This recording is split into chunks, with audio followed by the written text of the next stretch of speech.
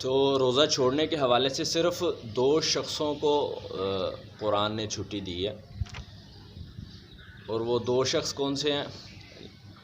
فمن کان منکم مریضا او علی سفر فعدۃ من ایام اخر، کہ تم میں سے کوئی جو بیمار ہو یا سفر پر گیا ہو تو اس کو روزہ چھوڑنے کی اجازت ہے۔ اچھا، صرف یہی ہیں، اس کے علاوہ کسی کو روزہ چھوڑنے کی اجازت نہیں ہے۔ اچھا، اس کی بھی تفصیل ہے، یہ جو دو شخص ہیں ان کی بھی تفصیل ہے۔ مثال کے طور پہ جیسے یہ بیمار ہے، بیمار کو روزہ چھوڑنے کی اجازت ہے، تو اس میں جو اجازت ہے روزہ چھوڑنے کی وہ ایسے بیمار کو ہے جس کی بیماری روزے کی وجہ سے بڑھ جائے یا روزہ رکھنے کی وجہ سے اس کا دورانیہ بڑھ جائے۔ دو صورتیں ہیں، ایسا بیمار جو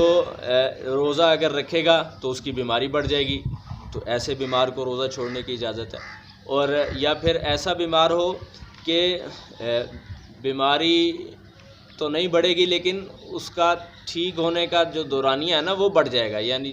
ایک بیمار نے 1 ہفتے میں ٹھیک ہونا تھا تو اب روزہ رکھنے کی وجہ سے وہ 2 ہفتے میں ٹھیک ہو رہا ہے، تو پھر ایسی صورت میں بھی وہ روزہ چھوڑ سکتا ہے۔ تو صرف ایسے بیمار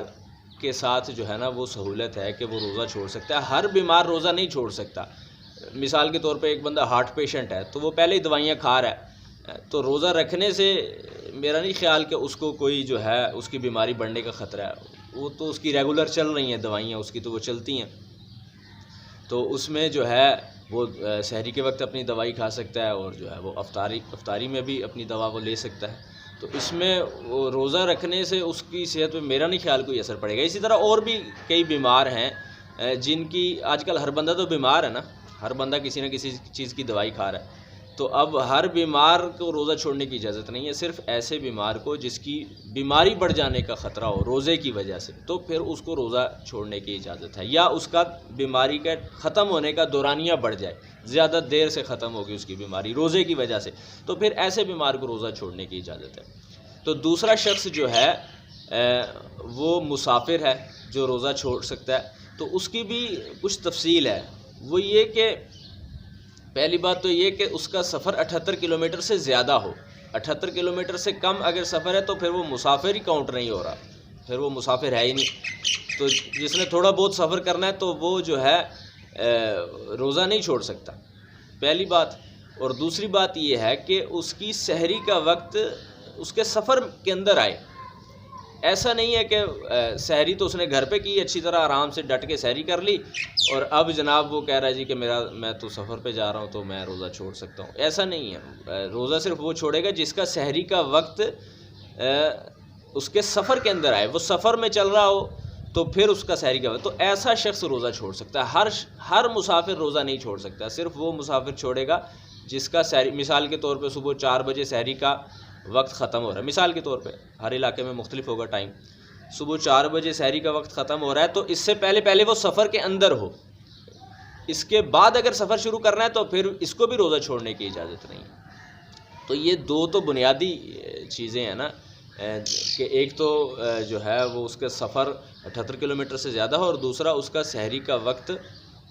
جو ہے وہ سفر کے اندر آ رہا ہو، ایسی صورت میں روزہ چھوڑ سکتے ہیں۔ اس کے علاوہ مسافر بھی روزہ نہیں چھوڑ سکتا۔ تو یہ دو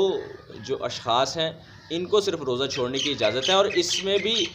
جو وہ پہلے بات ہوئی کہ جو بیمار ہے تو بیمار کی بیماری بھی ڈاکٹر بتائے گا کہ اس کی بیماری بڑھ جانے کا خطرہ ہے۔ ہر شخص اگر یہ کہے کہ جی میری تو بیماری بڑھ جانے کا خطرہ میں روزہ چھوڑ سکتا ہوں، وہ کاؤنٹ نہیں ہوگا، صرف ایک نیک دیندار ڈاکٹر یہ بتائے کہ اگر یہ روزہ رکھے گا تو پھر اس کی بیماری بڑھ جائے گی